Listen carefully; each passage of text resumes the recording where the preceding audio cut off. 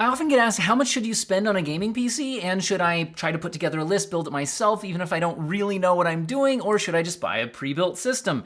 And the answer is that honestly, some pre-built systems you can get a good deal on, but often they are absolute ripoffs. Like for example, if you just try to go to Best Buy and sort by best selling, the number one best selling thing that pops up, or at least whatever they're telling us it is an absolute disaster. This thing is $1,600, but only comes with 16 gigabytes of RAM. You should easily have 32 at this price point.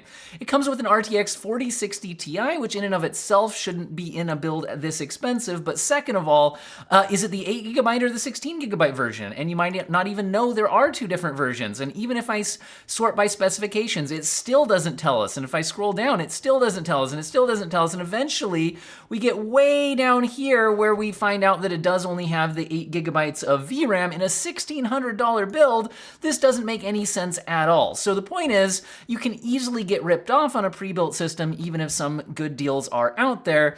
And if you do a little bit of research, you can put together something that makes a lot more sense, probably get way more performance for the same price, or just spend a lot less. But the problem is, well, what if I'm starting with a blank list? How do I put this all together?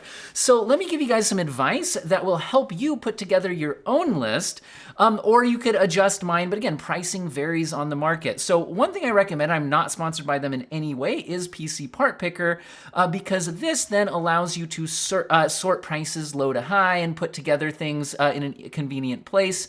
And that's what I'm doing here. Now, the two most important things for a gaming PC are the CPU and the GPU, the video card, it's also called. Now, both of these things affect the frame rate you can play your games at, but the video card has a lot more to do with like the graphics settings and the resolution you'll be comfortable with. And the CPU, think of it more as like, it can set a hard limit on how fast the game can go. A lot of graphic settings and monitor resolution, thing like that, don't really affect the CPU. It's just like the CPU needs to feed information to the graphics card, and if the graphics card goes way faster than the CPU, then you're CPU limited in that situation. So the idea is that the graphics card is a lot more scalable with graphic settings and all that, and I'd say that's where most of the budget should go, but you don't want to completely underspend on the CPU. Also, the CPU can have some stuff that confuses people. How many cores do I need?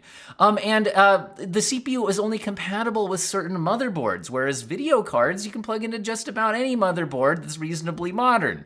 All sorts of things that go with this. And there's all sorts of motherboards. People way overspend on these things. So let's talk about these types of decisions. So if I want to choose a CPU, and I haven't been kind of out of this PC game for a while, or I'm just getting into it, I would pull up a trusted CPU review from one of the newer CPUs out there, like this example from Tech Power Up.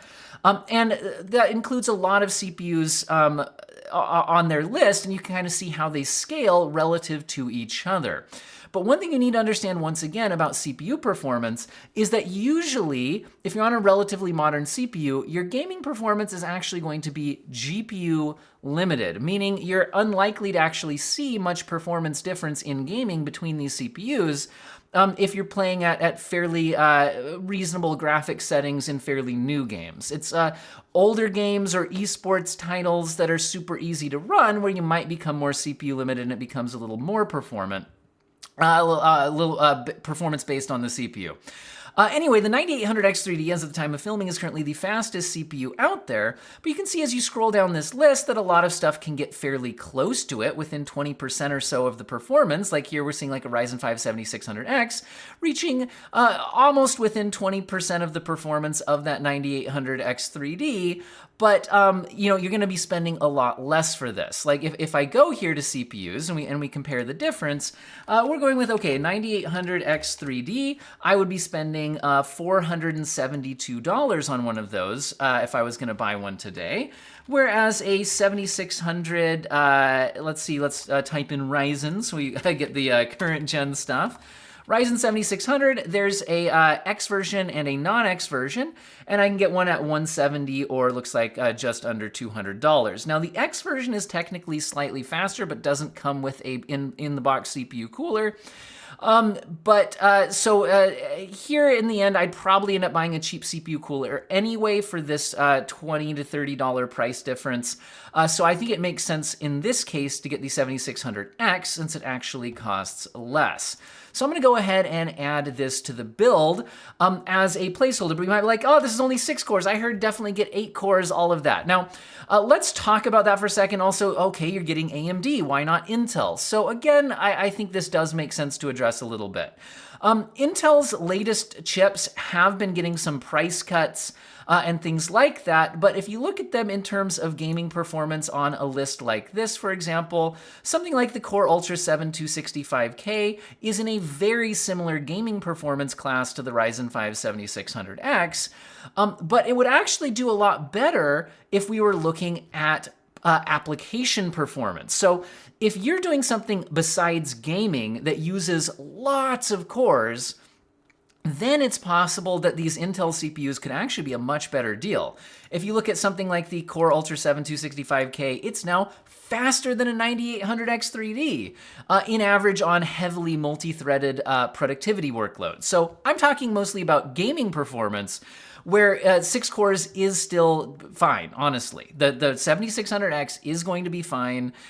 Yes, there are faster things out there, and maybe if you're doing super crazy multitasking and whatnot, there's reasons to get more cores. But what I'd be really looking for in the gaming performance list is the fact that the 7600X is getting me onto the newest motherboard platform from AMD, and going up to something like a 7700X, which is the 8-core version, does not improve performance very much on average in most games, and we're most likely to be GPU limited anyway on a CPU of this class. So that's my general thought process here. You'd be spending a lot more money to get kind of, at least in gaming, not particularly noticeable stuff, but buying this at least gets us onto the newest motherboard platform. Now, one thing I like about PC Part Picker is once you have locked in your CPU, they will automatically filter the motherboard list for compatible motherboards. So I'm going to sort price low to high, and we'll kind of look at the types of things we can get here. So sorting price low to high, we can see that there is a B650M Lightning Wi-Fi here at 120 bucks. Now, this is a B650 instead of an A620. This A620s would be an even lower end chipset. So this actually seems like a fairly decent price here. It also comes with built-in Wi-Fi. A lot of motherboards don't. But I'm going to tell you right now that when you're buying a motherboard, in addition to just being compatible with your CPU, it is probably worth looking into, do you need a certain number of like M.2 slots for SSDs? Are you going to be using a bunch of those? Do you need a certain type of USB header, or all sorts of little things like that that can influence your motherboard choice? But for just a basic build without any specific requirements for anything other than that, I would say that oftentimes built-in Wi-Fi is convenient. This has that. And you can also pull up individual motherboard reviews. Sometimes it can be hard to get professional reviews on certain motherboards. If I, in this case, looked up TechSpot, this is the same article you can find in video format from Hardware Unboxed. I can find this particular motherboard, and it does say that the micro ATX version that we're looking at here is named very similarly to the full ATX version, which would be bigger and is better quality, but that this one at least performed somewhat reasonably. So given the price point, this seems to be a reasonable choice, even if it's you could get something better. We're running one of the lower, 6-core CPUs here. We're not torturing it, but it would be at least okay to put something bigger and better in there, higher powered, if we had to do an upgrade in the future. So that's what I'm going to go ahead and do here, as I don't see a compelling reason without specific reasons to spend a lot more money on the motherboard here. If you had specific reasons you absolutely needed a feature that was available on a higher end motherboard, you could do it. But I see some people spending hundreds of dollars on a motherboard when they absolutely have no reason to actually be doing so. Now, this CPU does not come with a CPU cooler, so I'm going to go ahead and grab a CPU cooler.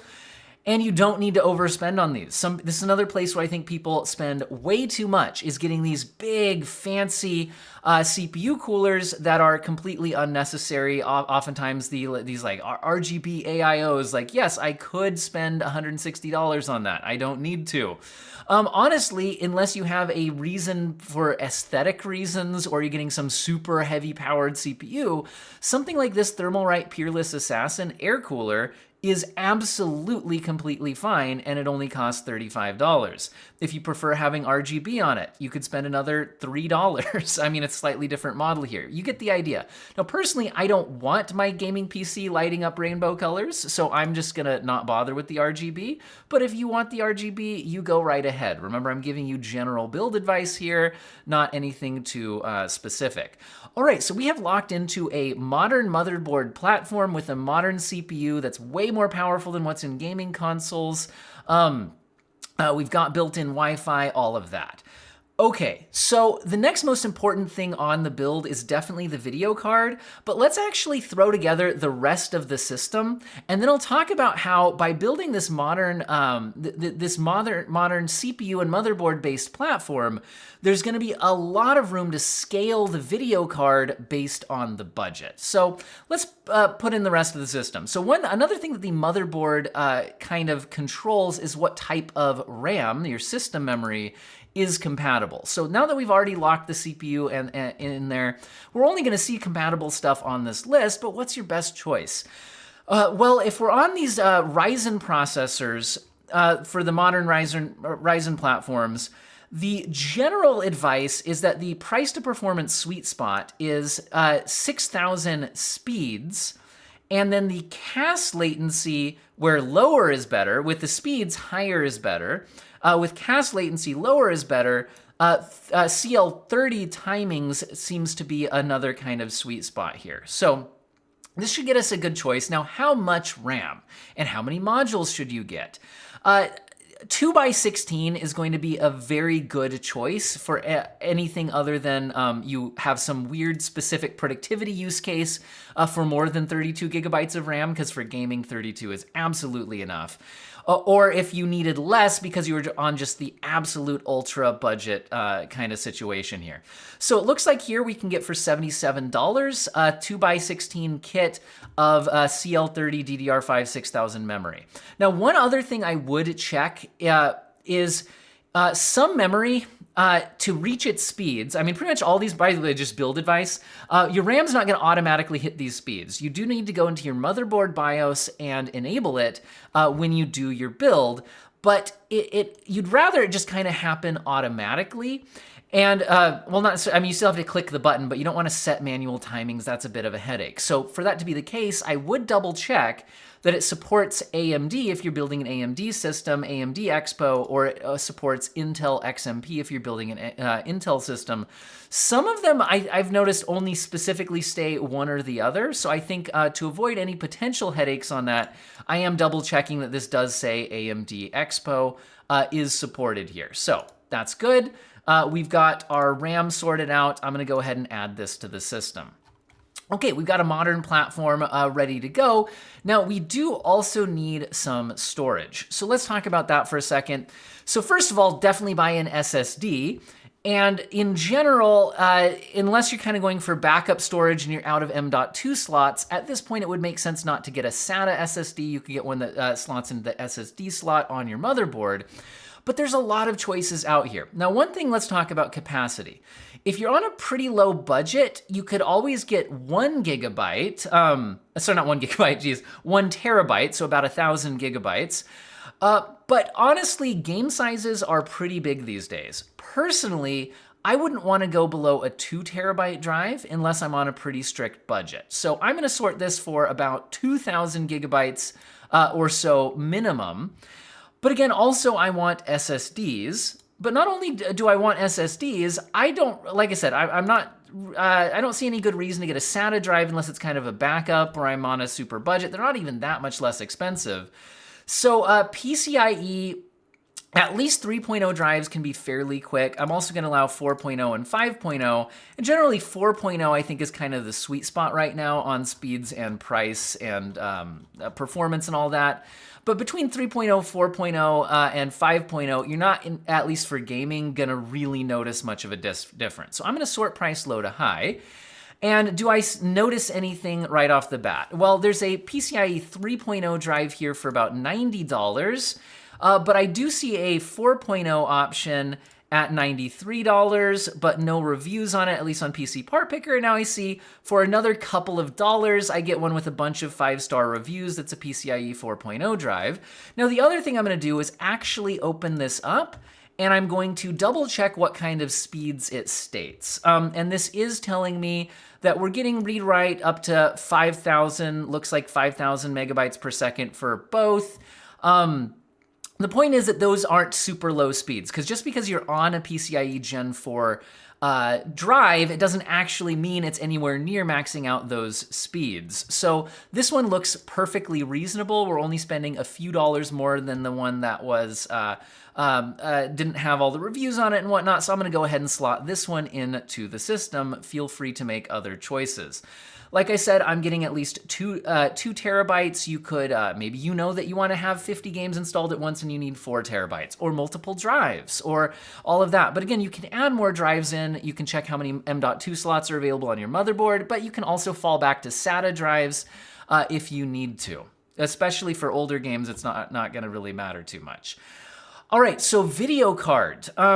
That would be a good, again, big deal, but we could also lock in a case and a power supply at this point as well. How about we talk about the power supply? Case is really gonna be mostly an aesthetics decision, other than don't get one that has absolutely no airflow. And I think it makes sense to get your fans bundled in with the case, because it's gonna be a better deal than buying fans separately, unless you specifically want specific fans. But again, that's gonna be diminishing returns when it comes to actual any sort of performance. Let's talk power supply here for a second.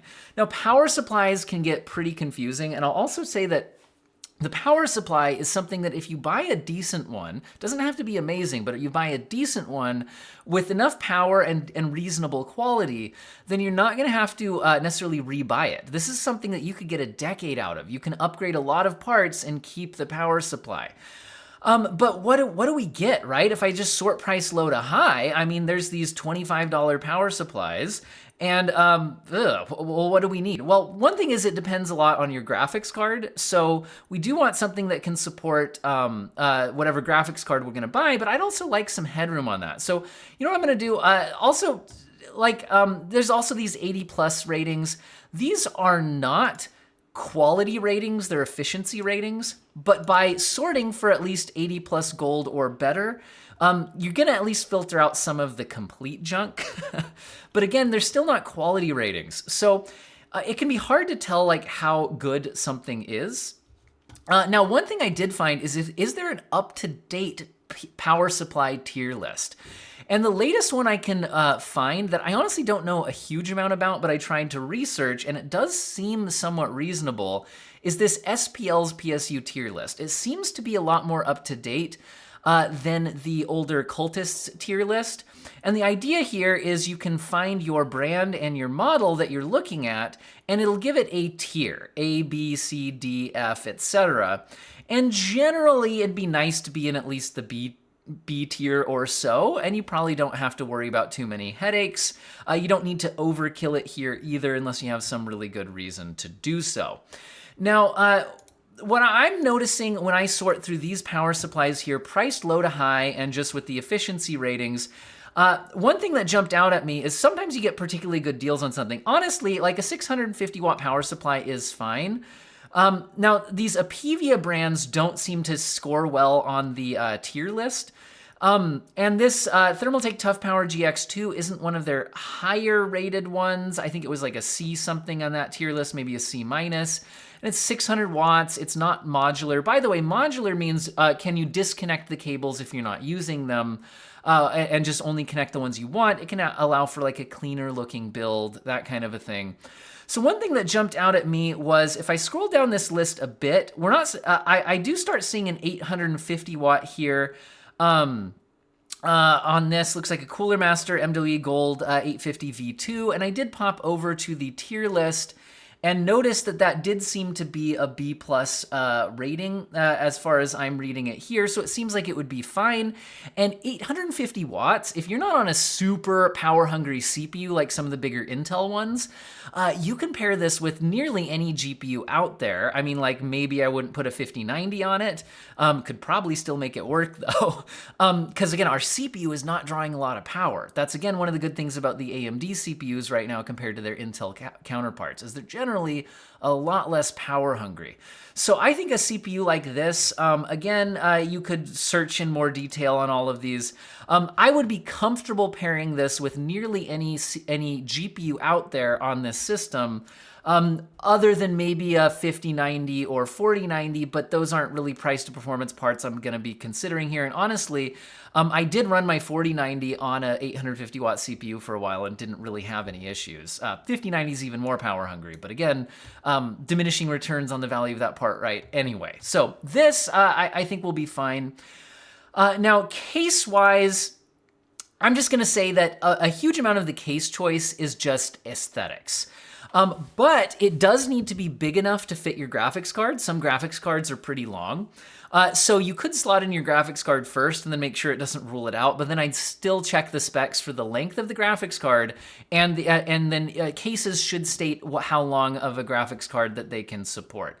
Also, cases, you can spend a lot on just aesthetics. Now, I'm just noticing that on these popular cases, this Montech case here seems to be a reasonable price. Looks like we're talking 70 bucks. And this is one of the big things, is some cases come with fans, some don't. And if they don't come with fans, you're gonna have to buy those fans separately, but the case manufacturers are going to get such a better bulk deal on fans than you are, that if you, and then also you'd have to, install them yourself and research that and whatever. I'm a big fan of, if we're talking value, just buying a case that comes with fans. And if they end up annoying you and being something you wanna upgrade in the future, fine. But I would say that you should spend less than $100 on a case unless you have a really good reason to spend more. And I would say that usually you can find a reasonable deal in the $50 to $80 range. This seems to fit that bill, but again, let's take this as a placeholder. But again, double check you're getting a case with reasonable airflow. Do note that when I looked at that case, I noticed it had a mesh top. And then it had, like I said, it had multiple fans. So sure, you could look up specific reviews and whatnot, but this is probably gonna be completely reasonable. Looks pretty good to my eye as well, but sure, you could spend a lot more on a case if you absolutely want to, and there's something in particular you wanna do for your look. Okay, that means we are now at $658 and we've covered everything except for the video card. Also, I'm not gonna factor in the operating system because some of you will already have a Windows license that you can just transfer over, and some people are gonna be willing to buy one of those extremely cheap gray market licenses, whereas other people are gonna pay for a full retail for Windows to avoid the gray market sites, and I just don't wanna weigh in on that. So let's just say you do need an operating system. And heck, honestly, a lot of those Linux builds that are kind of SteamOS-ish kind of based right now, you can, in other words, like you can get a free operating system too that could be just fine. I'm not gonna tell you what to do on that, but just do keep that in mind. I'm also not factoring in a monitor, keyboard, mouse. Those are really beyond the scope of this video. But the video card is really, as long as you have a CPU like we do, that is not gonna be a major bottleneck, the video card really determines your gaming performance. So let's go ahead and talk about this. So on the video cards, if you're not buying used, you're thinking about your newer generations of chips. This is NVIDIA's 5000 series and AMD's 9000 series, excuse me. There is still some stock available on the older things. Now, if I was in a super budget build, I would be looking under $300. But honestly, the platform I'm building here is not a super budget platform. The platform I'm building here, where was it? The platform we're building here is really designed to be a good quality gaming system. This is more powerful than gaming consoles. We're not making any huge compromises. So with that in mind, I don't want to get a 8 gigabyte graphics card, which is why I'm not going to be buying a 5060. I guess I'd have to say RTX to make sure it's there. RTX 5060 comes in at about $300, but it's an 8 gigabyte card. If you're only targeting esports, there's some argument to be made around its value. But I want a system that can do everything. And if I go up to the 5060 Ti's, the 8 gigabyte models are almost $400, and so to get enough VRAM on an NVIDIA-based platform right now, I'd be spending at least $430 on a 16 gigabyte 5060 Ti. So I'm gonna tell you right now, if I was gonna go the NVIDIA route for whatever reason, I would say that at least buy a 5060 Ti 16 gigabyte if you're buying a newer generation platform and you're not buying on the used market or something like that. If you are interested in going the AMD route, the 9060 XT has an 8 gigabyte and a 16 gigabyte version, and again, I would avoid the 8 gigabyte version. If I go with the 16 gigabyte version, these come in at $370. So I'm gonna say that right now, if I'm buying a new graphics card, and I want a system that is good for 1440p or 1080p and can play esports great, but also the latest AAA games, and I don't need to really worry much about the graphic settings I'm using, I'm gonna go ahead and say that the least expensive one that I would actually recommend is a 9060 XT 16 gigabyte. At $370, I think there's a decent reason to get this instead of the 5060 Ti 16 gigabyte, but I will also say that the 5060 Ti 16 gigabyte is slightly faster, but you are spending more money to get it. So here's the point where I'm gonna say that we're not at a absolute locked-in build, but because we can scale up from here. What I'm gonna say right now is that for $1,000, you can get a build that is not really making many compromises. This is much better than gaming consoles in a wide variety of ways. It can crush esports. It can also do the latest AAA stuff. And if you're scared of getting the AMD GPU, I'll just say that with FSR 4, things are in a much better state for AMD gaming. They've also caught up quite a bit in ray tracing. Everything except for path tracing workloads is working pretty well here now. So I wouldn't be too hesitant on that, to be honest.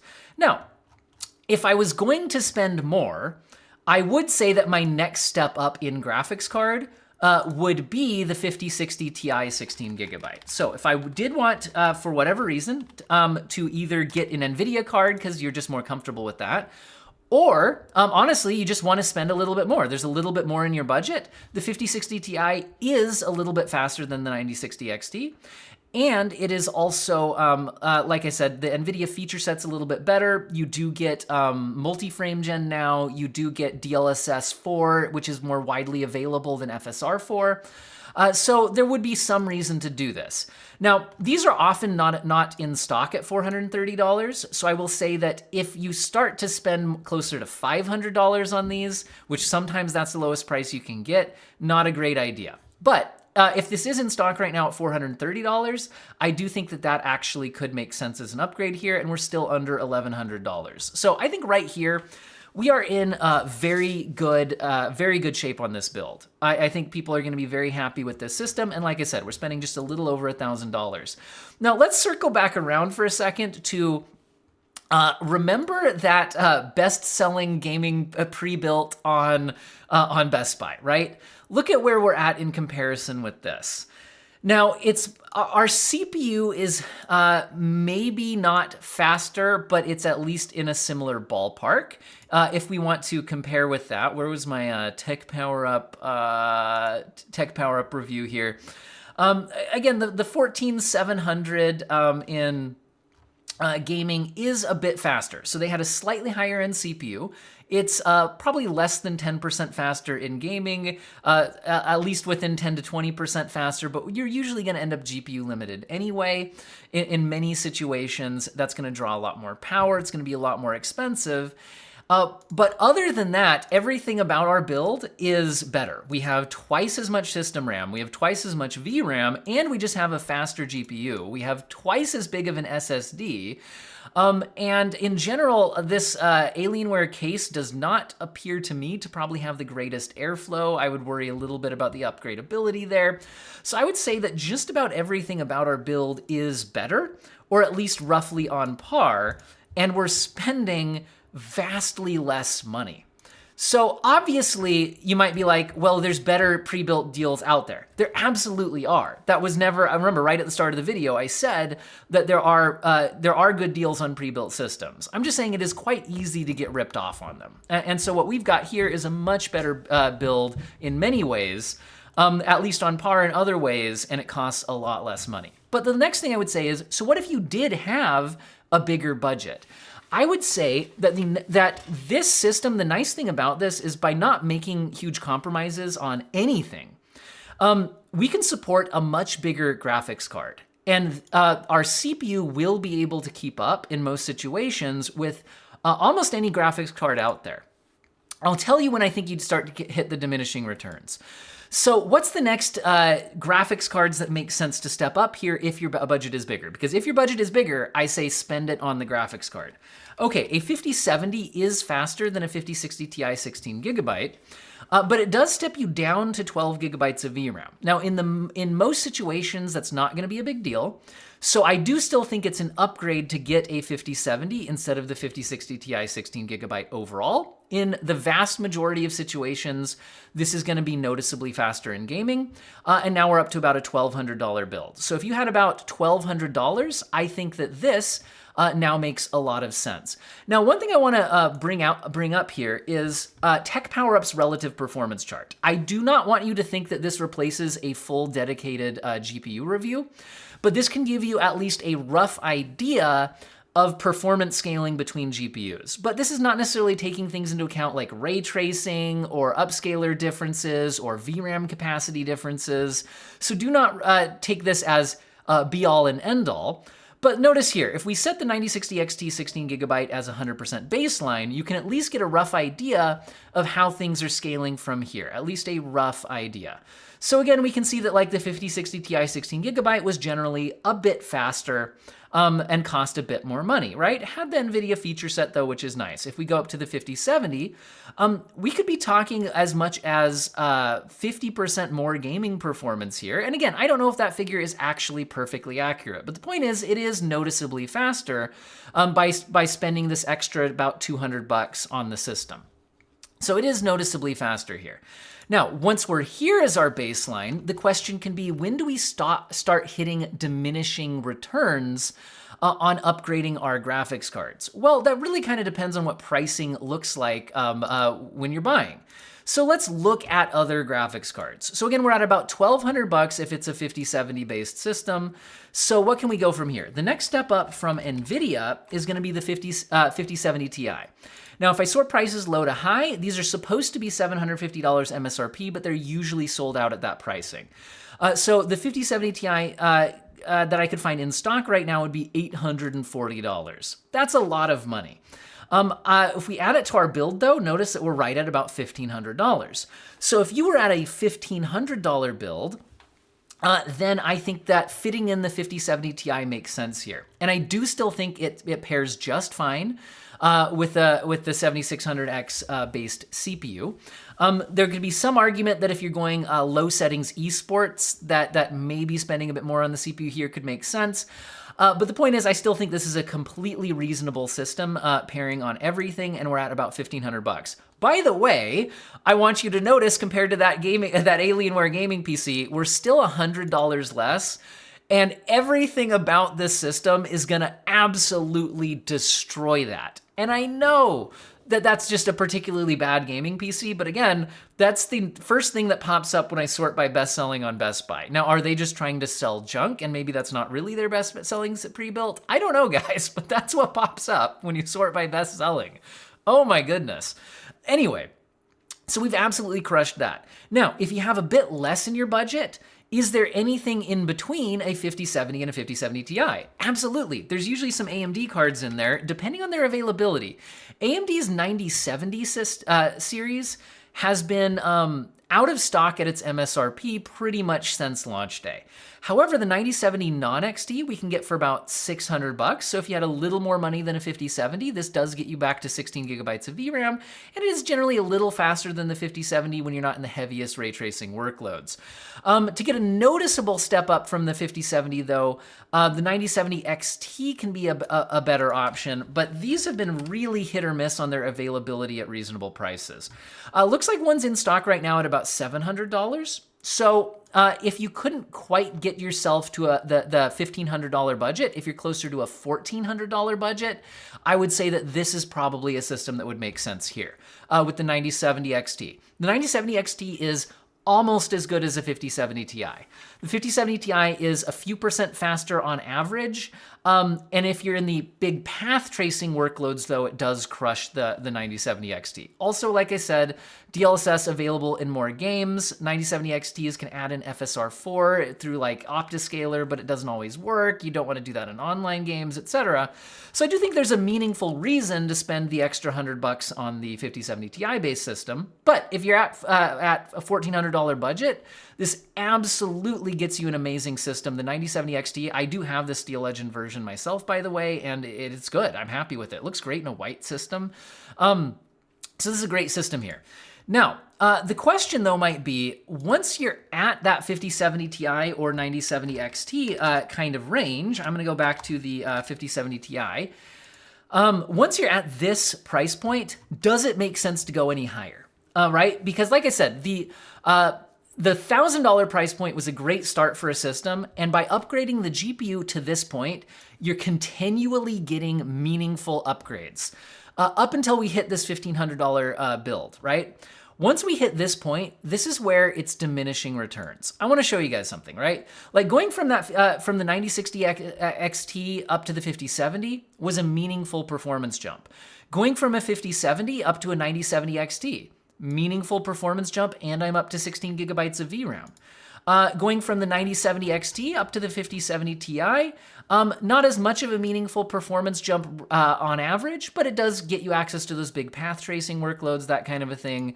DLSS 4 available in more games, multi-frame gen. There's still an argument to be made that that made sense. But past this point, I want you to notice something. AMD's current series doesn't really offer anything beyond the 9070 XT, and the last gen 7900 XTX isn't much faster, and it, on average, and it in general doesn't have FSR4, which I think is a big trade-off, so I don't think that really makes sense at this point. But from NVIDIA, you've got the 5080. It's only about 15% faster, and I've confirmed that in my testing. I've got a big side-by-side on this. The 5080 is only about 15% faster. Now keep that in mind when we now look at the price, okay? So if I wanted to go up from the 5070 Ti to a 5080, there's usually terrible deals on the 5080. Let's see what our lowest price is available today. The lowest price available today for a 5080 is $1,400. That brings our entire system up to $2,000 all of a sudden. So I wanna make sure you guys understand that what we're seeing there is that to get 15% more performance, we're essentially spending $2,000 instead of $1,500.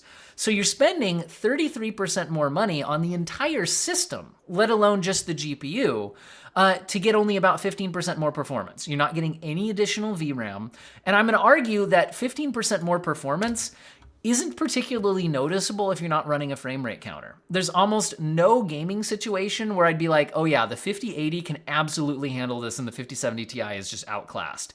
So in other words, what I'm saying here is that we have reached the end of GPUs being the place to spend more money if you want anything approaching reasonable value. So the 5070 Ti is the place where I would stop spending money on the GPU unless my budget is astronomical and I could jump to a 5090 or maybe like a used 4090 if I found a reasonable price on that. So I would stop here. But does that mean I would stop upgrading things in this system? No. The place where I would now start spending more money if I had it is the CPU. Okay, I think the 7600X is not an unreasonable pairing with the 5070 Ti, but I do think that in certain gaming workloads, the 5070 Ti could benefit from a higher end CPU, but also a higher end CPU could potentially help you with your longevity of the system. What if you upgrade the GPU in the future and you want the CPU to be able to keep up, that kind of thing. Now, what would we want to go with here? If you can get a reasonable deal on a 7600X3D, these are very, very capable. So if this is a listing at $360, I think that that could make perfect sense. Now our overall build is up to $1,700. And I think that you are going to notice this upgrade a lot more than you would notice the 5070 Ti up to the 5080 upgrade. I think that this is going to be a much more noticeable upgrade. Now, if you still have more money, the 9800X3D is noticeably faster than the 7800X3D. Although again, only when you're CPU limited, which you're only rarely going to be on that 7800X3D. But this is now going to get us the fastest gaming CPU on the market. Okay, fastest gaming CPU on the market, and it's also not super power hungry, which means that even if this motherboard isn't, going to support the big 16-core processors as well as some of the more expensive motherboards, should be fine for the 9800X3D. It's not super power hungry. This gets us up to $1,800. Notice we're still spending less now than if we had tried to pair the 5080 with even the lower end CPU. So right now, I think we are at the point where anything beyond this is diminishing returns. So I think it makes sense to spend anywhere between $1,000 and $1,800 on a do-it-yourself gaming PC. Okay, those are the prices that I think make perfect sense. Every single upgrade we looked at in this range had a meaningful payoff. Anything past this point, you're just throwing money at the problem and you're getting something for it, but not a lot. A lot of upgrades here could be like, okay, we could get a better CPU cooler. It's not really necessary, but it could look cool with RGB lights, you know? You could spend more on a motherboard with different features, more M.2 slots, etc. You could buy a higher end power supply. You could buy more or better SSDs. You could buy a fancier looking case. But these are all diminishing returns. And if you're throwing more money at performance, the only place left to do it is the video card, and I've already said that the 5080 doesn't make sense from a value standpoint. That being said, you could buy one. You could also buy a 5090, and they will both give you more performance. Especially the 5090 would give you more performance. A 4090 is also going to be noticeably faster than a 5070 Ti. But those are the only two GPUs that really make a meaningful performance jump, and you are going to pay out the nose for them. We could slot them in just to say, hey, here's what it would look like. I'm not sure if 4090s are still really available new. You might be kind of on the used market now. Yeah, $2,500, that doesn't make sense. 5090s, man, are we not even seeing anything in stock right now? Or maybe they're not fitting in this case. I don't know, man. Anyway, the point is, it just doesn't make sense. You're spending thousands of dollars on those. Or maybe it was filtering them out for the power supply. That's the other thing. So, right, I think this is really just where it kind of makes sense to stop. So, to kind of round that up, here's where we're going to end up. Like I said, the 5070 Ti is where I would top out on GPUs making sense from a money standpoint, from a value standpoint. So this is about the most expensive PC I would buy. And this is, with the 9060 XT in there, about the least expensive PC that I would buy personally. Now, could you go lower than this? Yes, but you're gonna have to compromise on the CPU platform or the video card, going down to like 8 gigabytes of VRAM, or like an older 12 gigabyte card like a 6700 XT that doesn't have FSR4. You're buying used parts, all of that. So there's going to be diminishing returns going lower than this. I might talk about that in a budget build video at some other time. And there's going to be diminishing returns going higher than this. Hopefully you guys found this video useful and or interesting, and I hope all of you have an excellent day.